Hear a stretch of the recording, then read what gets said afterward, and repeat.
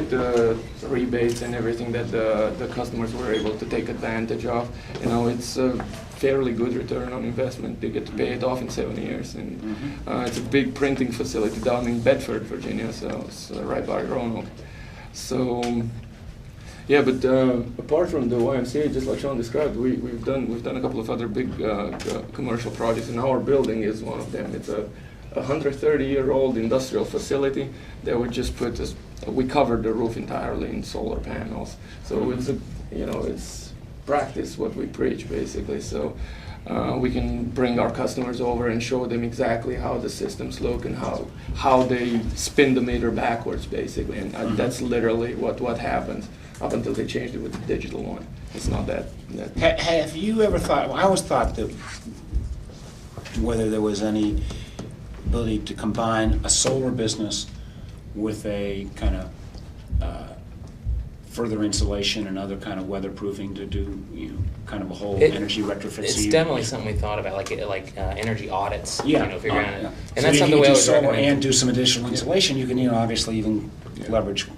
It's basically what we're trying to do right now. We're a new company. We just started in April of last year, and our first money for trainings and everything, we actually used a community college scholarship to do it. So that's another good use of the taxpayers' money. There you go. We have jobs, and there's 5 of us now. So, basically, Is this your building? no. That's the Martha Jefferson Afton Family Clinic, the Okay, doctor's great. office. I think I have a photo of our building somewhere here. But basically, we're trying to get very proficient at what we do first and then expand in other areas. We want to be known as the solar guys in this area, and we want to be experts in what we do. We are very good at it, but we still have a lot to learn. But everybody that says that they don't have a lot to learn, they're lying or they're delusional. So, that's what we're trying to do. I wouldn't know anything about that in my business. Oh, I'm sure.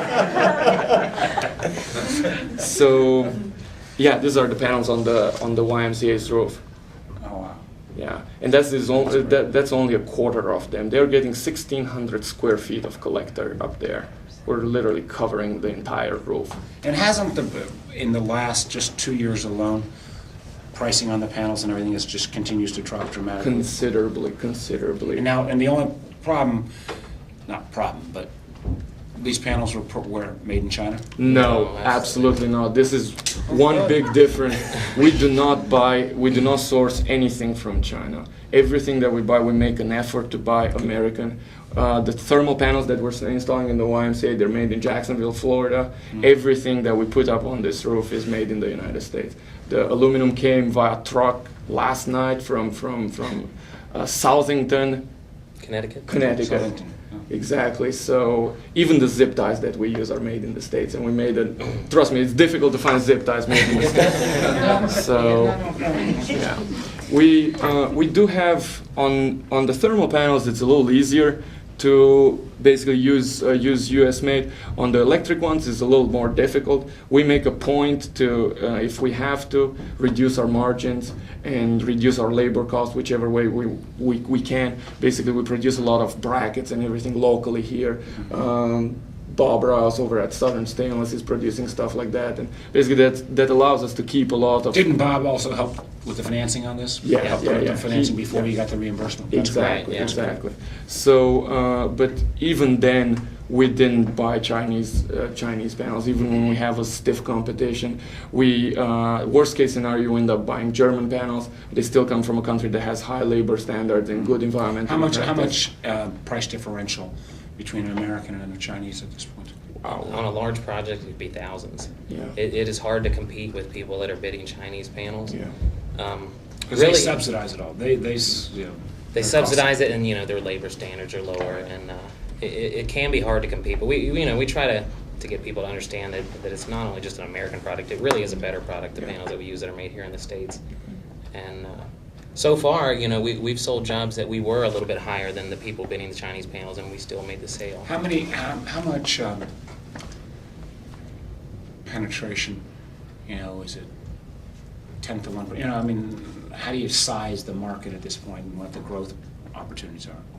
And is there a way to think that there's how much total megawatts of solar power and say the the Waynesboro, Augusta area.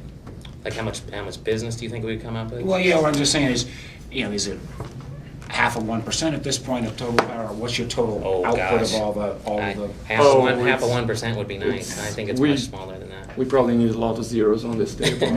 We just got started, but How many competitors do you have in the area? there's a few of them, but there's people that, and I don't mean to badmouth anybody, God forbid that, but there's plumbers that also do solar. There's electricians that also do solar. We basically just specialize in doing this, and we basically take every opportunity to go to manufacturers' trainings, go to every single conference we can, and learn more and more and more about this. And Andy, I would assume there'd be more opportunities to increase the activity with renewable energy sources related on some potential legislation coming through with Virginia. It was very helpful working with the Department of Mines, Mineral and Energies, but it was interesting also some of the barriers that we were hitting related to the swimming pool. Yeah, the swimming pool. We could, because of some language related to the monies coming from the Renewable Energy Grant, we can tie everything into domestic hot water, we can tie it into some of the heat sources here, but we can't tie into that pool. And if we could tie into that pool, there'd be even more significant savings opportunities. That's weird. Yeah. Why? Well, they restrict you from heating pools. Basically, they don't want wealthy people that have big swimming pools to get state money so they can heat their pools with solar, I guess, is the spirit of that idea. But then, here we've got the YMCA, which there's also the 1603 federal tax grant. And because they're a nonprofit, they can't take advantage of that. That's 30% of the cost of the project.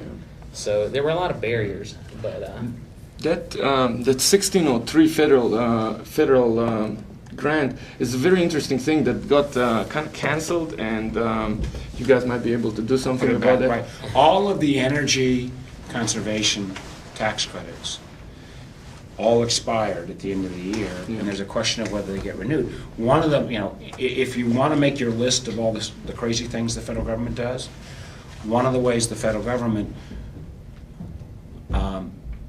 what's the politically correct word to use? Cooks the books, is that they have a lot of things that they just extend 1 year at a time, because if they made it permanent, then they'd have to build in those costs on how big, make the deficit look worse. Even though each year, they usually extend it. It usually becomes a fight. So we're going to try to get this extended for this year, and we just need to make it permanent. There's a lot of talk about how there's uncertainty in the solar energy market. This is what creates uncertainty in the solar energy market. And you probably heard of windmill facilities that produce windmills here in the United States have started laying off people just because the tax credits expire. So you cannot make a business model, or you cannot just hope everything's going to be all right and everything's going to be reinstated. I understand. And whenever there's talk of financing a project, whenever you sit down and talk money, It's again. Did you hear my speech about debt and deficits? We need a real plan. No, you're right. You're absolutely right. and we know that no industry can just be subsidized forever or anything, but it's really moving things forward. And this is good technology, and it's getting cheaper. And as it gets more widespread, I think the cost will go down even more. But remember, there are still lots of subsidies and grants already still in the oil and gas industry, and that was one of the reasons why we were able to develop it here in this country. We ought to do the same. Somebody's going to own this business, right? And why not have America own a piece of it as opposed to the Chinese? Oh, and you look at countries like Germany and Spain where they have made that investment. Especially Germany. It's not like number one in the world. Germany has a lot of sun. It's just they made the conscious decision to invest in that. So.